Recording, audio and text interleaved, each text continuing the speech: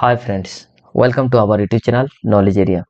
आज हम बात करेंगे इम्पोर्टेंट एमसीक्यू ऑफ हिस्ट्री की सीरीज नंबर 7 के बारे में, जो कि आपके आने वाले हर एग्जाम के लिए बहुत ही हेल्पफुल होगा। तो बढ़ते हैं आज की क्वेश्चन की तरफ। Who is known as the father of Indian renaissance? किन को फादर ऑफ इंडियन रेनेसा के नाम से जाना जाता है? राजा राममोहन रॉय, दयानंद सरस्वती, स्वामी विवेकानंद, रामकृष्ण परमहंस। तो इसका जो करेक्ट आंसर जो होगा वो होगा आपका ऑप्शन नंबर ए, राजा राममोहन रॉय जी को। इनकी द्वारा आत्मीय सभा एस्टेब्लिश किया जाता है आपका 1814 में। इसके अलावा ब्रह्मो समाज भी ये फॉर्म करते हैं कौन से साल? 1828 में। राजा राममोहन राय और William Bentinck, Lord William Bentinck, ये दोनों मिलके 1829 में एबोलिशन अर्थात एबोलिश करते कौन सी? सती सिस्टम को। ठीक है। इसके अलावा इनकी बुक है गिफ्ट ऑफ मोनोथिज्म। इसके अलावा इनकी एक पत्रिका भी उसमें पब्लिश किया जा रहा था, वो है आपका संवाद कौमुदी। क्या है? संवाद कौमुदी। ठीक है। और इनको मॉडर्न मैन ऑफ इंडिया के नाम से भी जाना जाता है। नेक्स्ट आपका दयानंद सरस्वती के बारे में कुछ बात किया जाए तो इनका एक फेमस हमेशा पूछा जाता है एग्जाम में, जो है आपका आर्य समाज किनके द्वारा एस्टेब्लिश किया गया था? तो इसका आंसर होगा दयानंद सरस्वती। और वो कब? 1875 में। वो कहाँ? मुंबई में। स्वामी विवेकानंद के बारे में कहा जाए तो इनके द्वारा रामकृष्ण मिशन एस्टेब्लिश किया गया था 1897 में। ठीक है। इनका जो इनका बर्थडे को हर साल नेशनल यूथ डे के रूप में मनाया जाता है। यूथ डे के रूप में मनाया जाता है, जो कि कौन सी डे? 12th जनवरी। और रामकृष्ण परमहंस जो है वो स्वामी विवेकानंद की गुरु है। ठीक है। Next, who were the first European to arrive in India for trade? पहले यूरोपियन जो है भारत में आए थे वो ट्रेड की पर्पज में, वो कौन थी? डच, इंग्लिश, फ्रेंच या पोर्तुगीज? तो इसका जो करेक्ट आंसर जो होगा वो होगा आपका ऑप्शन नंबर डी, पोर्तुगीज। ये पहले भी आए थे और आखिरी में भी गए थे, अर्थात लास्ट में भी गए थे। ठीक है। तो जब आए थे तो एक कौन सी माध्यम से थे? सी रूट के माध्यम से। और कौन आया था उस समय? भास्को डा गामा। कब आए थे वो? 1498 में। 1498 में। तो पहुंचे कहाँ थे? कालीकट में। और कालीकट की वर्तमान जो नाम है, मॉडर्न जो नेम है, वो है आपका केरला। ठीक है। और उस समय कालीकट की राजा कौन थे? जो राजा थे उनका नाम था जामोरी। खास बात यह है कि केरला को पाइसेस सिटी के नाम से भी जाना जाता है, पाइसेस सिटी ऑफ इंडिया के नाम से। ठीक है। डच के बारे में कहा जाए तो डच पहला जो फैक्ट्री वो 1605 में एस्टेब्लिश किए थे। और वो कहाँ? मसूलीपट्टनम में। इंग्लिश और ब्रिटिशर जब आए थे उनका मेन मकसद क्या था भारत आने का? वो था आपका पाइसेस, मसाला के लिए। फ्रेंच जो लास्ट में, वो क्या अपना ईस्ट इंडिया कंपनी एस्टेब्लिश करते हैं, कौन? फ्रेंच वाले। तो इसका जो करेक्ट आंसर जो होगा वो होगा आपका ऑप्शन नंबर डी।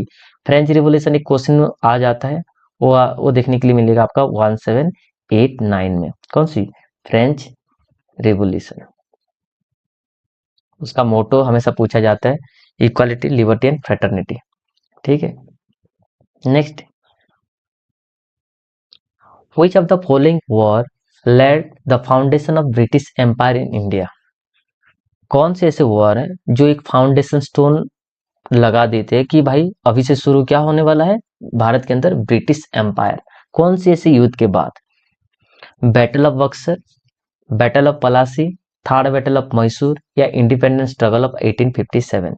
देखिए 1857 में आपको देखने के लिए मिलेगा सिपाही म्यूटिनी,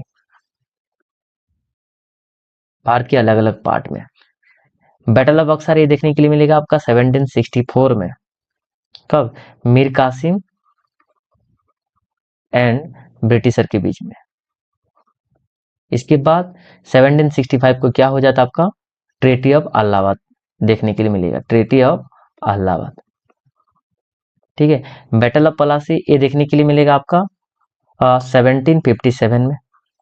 किनके बीच में हुआ था, सिराज उदौला और आपका इंग्लिश ईस्ट इंडिया कंपनी, जिसको किसके अंडर में वो काम कर रहे थे, आपका रॉबर्ट क्लाइव। इसका मतलब Siraj ud-Daula and East India Company की, अर्थात ईस्ट इंडिया कंपनी की जो फोर्स किसके अंडर में था, वो रॉबर्ट क्लाइव, इन दोनों के बीच में देखने के लिए मिला था।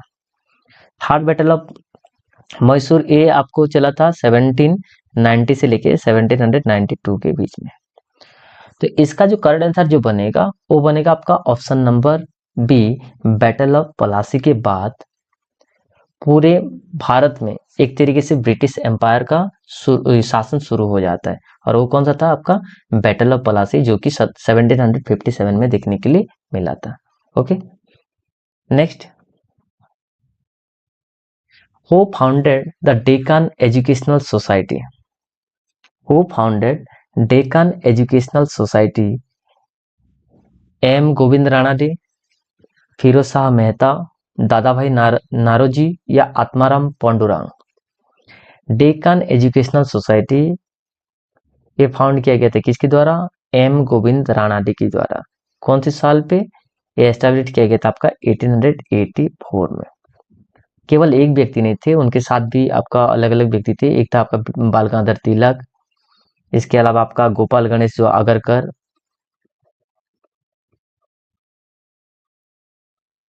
ठीक है।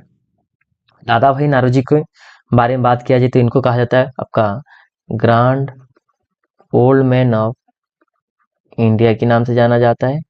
इसके अलावा ये अनऑफिशियल एम्बेसडर ऑफ इंडिया के नाम से भी जाना जाता है, अनऑफिशियल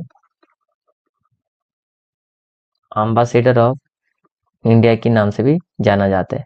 आत्माराम पांडुरंग के बारे में कहा जाए तो इनके द्वारा क्या है, प्रार्थना समाज,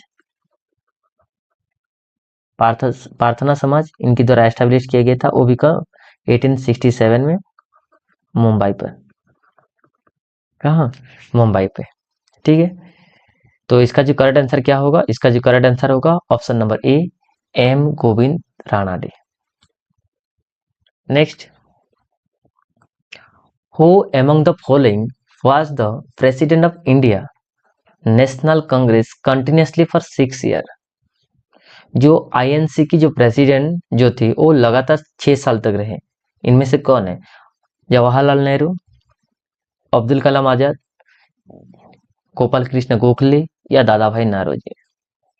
इसका जो करेक्ट आंसर जो होगा वो होगा आपका option number B, Abul Kalam Azad.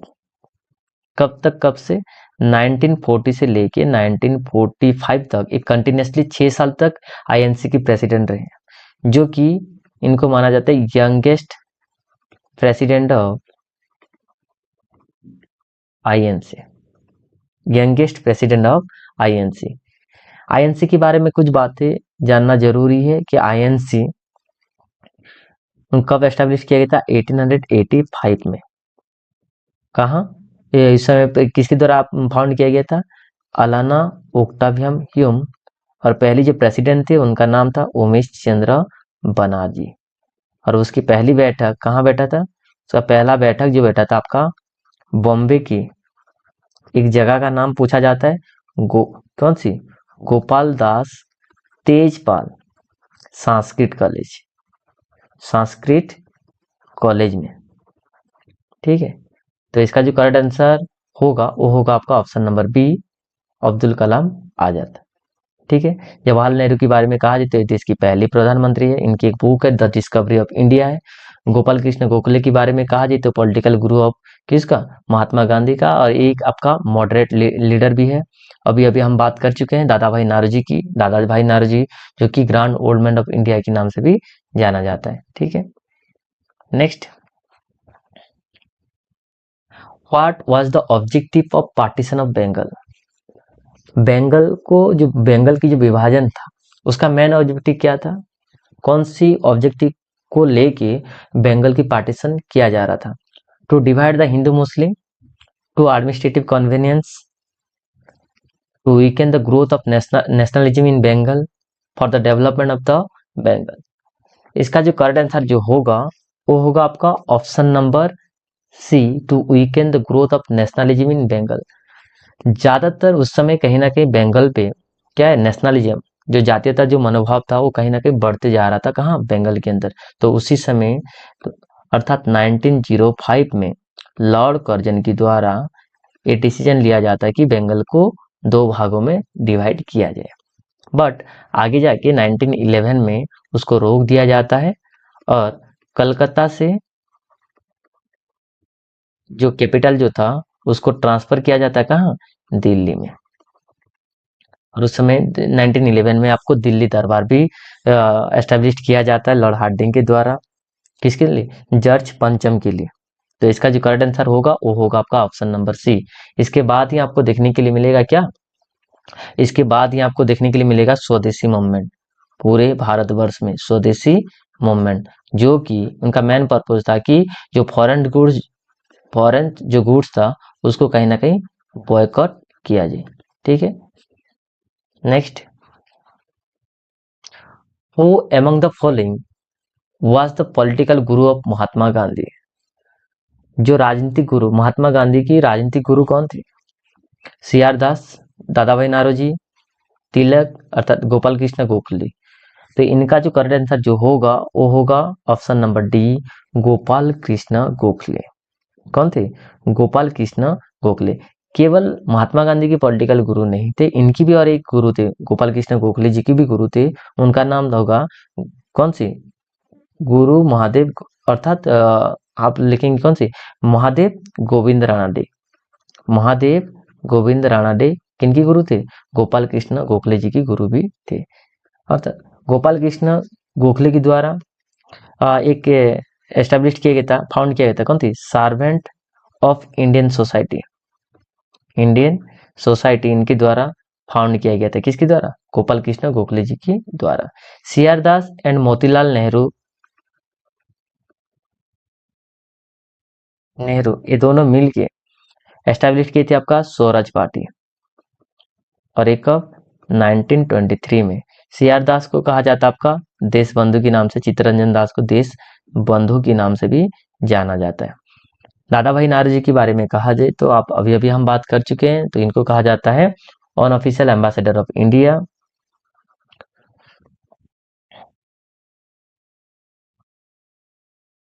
इनके अलावा इनको कहा जाता है आपका ग्रांड ओल्ड मैन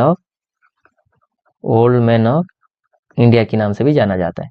तिलक के बारे में कहा जाए तो इनके द्वारा शुरू होता है home rule league movement, home rule league movement. और एक कब शुरू होता है आपका, ये शुरू होता है 1916 में। कब, 1960 में। इनकी दो न्यूज़पेपर बहुत फेमस है, एक होता है आपका मराठा और एक होता है आपका केसरी। ठीक है, एक होता है मराठा, दूसरा होता है आपका Kesari. Next, when did Gandhi ji give the slogan of Swaraj in a year. कब दिए थे गांधी जी के द्वारा स्वराज की नारा, कौन से साल पे, दांडी मार्च के समय पे, non cooperation movement, civil disobedience movement, या round table conference. Round table conference से चला था, तीन बार चला था, 1930 से लेके 32 तक। सिविल डिसोबीडियंस मूवमेंट देखने के लिए मिला था आपका 1930 में। नॉन कोऑपरेशन मूवमेंट चला था आपका 1920 से लेके 22 तक। और दांडी मार्च ये चला था आपका 1930, कौन सी, 12 मार्च से लेके कौन सी, 6 अप्रैल तक चला था। ठीक है, तो पहली बार कब दिए थे ये दिए थे स्वराज की बात कब किया गया था, ये नॉन कोऑपरेशन मूवमेंट की समय पे, जो चला था आपका 1920 और 22 में बंद हो गया। किसके कारण बंद हुआ था, इसका एक कारण है, क्या है, जो कि आपका उत्तर प्रदेश की गोरखपुर में लोगों ने क्या है, उत्तेजित होके वहां के पुलिस स्टेशन को जला देते हैं, जिसमें 12 लोगों की मौत हो जाता है। जिसके पास गांधी जी ने ये सारी चीजें देखते हुए इसको रोक देते हैं। और ये जो इंसिडेंट जो हुआ था आपका फरवरी, कहीं आपको 4 लिखा होता है, कहीं आपका 5 लिखा होता है, तो इसको थोड़ा ध्यान दे के आप ऑप्शन को टिक करेंगे। Okay, the commander in chief of the Indian army during quit India movement was, अर्थात क्विट इंडिया मूवमेंट के समय पे जो commander in chief of Indian army कौन थी? Lord Wavell, Lord Linlithgow, Lord Mountbatten या नॉन ऑफ द एबव? इसका जो करेक्ट आंसर जो होगा वो होगा आपका option number A, Lord Wavell उस समय कमांडर इन चीफ थे इंडियन आर्मी का। ठीक है, खास बात ये था कि इनके द्वारा एक प्लान दिया गया था जिसको कहा जाता है वेवेल प्लान कहा जाता है। इनकी समय पे आपका शिमला कॉन्फ्रेंस भी देखने के लिए मिला था, शिमला कॉन्फ्रेंस, और एक कब 1942 में। क्विट इंडिया मूवमेंट आपको देखने के लिए मिलेगा 8 अगस्त 1942 में गांधी जी के द्वारा शुरू किया जाता है। किनके द्वारा? गांधी जी के द्वारा शुरू किया जाता है। इस समय गांधी जी के द्वारा एक स्लोगन दिया जाता है, वो था आपका डू और डाई, डू और डाई। ठीक है, इसके अलावा लेनिथ्गो के बारे में कहा जाए तो इनके समय पे अगस्त ऑफर देखने के लिए मिला था, अगस्त ऑफर, और एक कौन से साल में? 1940 में। इनके समय पे पहला फर्स्ट जनरल इलेक्शन भी हुआ था, फर्स्ट जनरल इलेक्शन देखने के लिए मिला था। ठीक है, देन लॉर्ड माउंटबेटन, ये था आपका first governor general of independent India, first governor general of independent India की पहली गवर्नर जनरल थी। कौन थी? ये थे आपका लॉर्ड माउंटबेटन। इनके द्वारा माउंटबेटन प्लान भी दिया जाता है। कौन सी? माउंटबेटन प्लान भी दिया जाता है। Okay, next, who was the first governor general of independent India? Same question अभी हम बात कर चुके हैं, first governor general of independent India. तो इसका जो करेक्ट आंसर होगा वो होगा आपका ऑप्शन नंबर डी। इनके द्वारा माउंटबेटन प्लान भी दिया जाता है, ये आपको याद रखना है।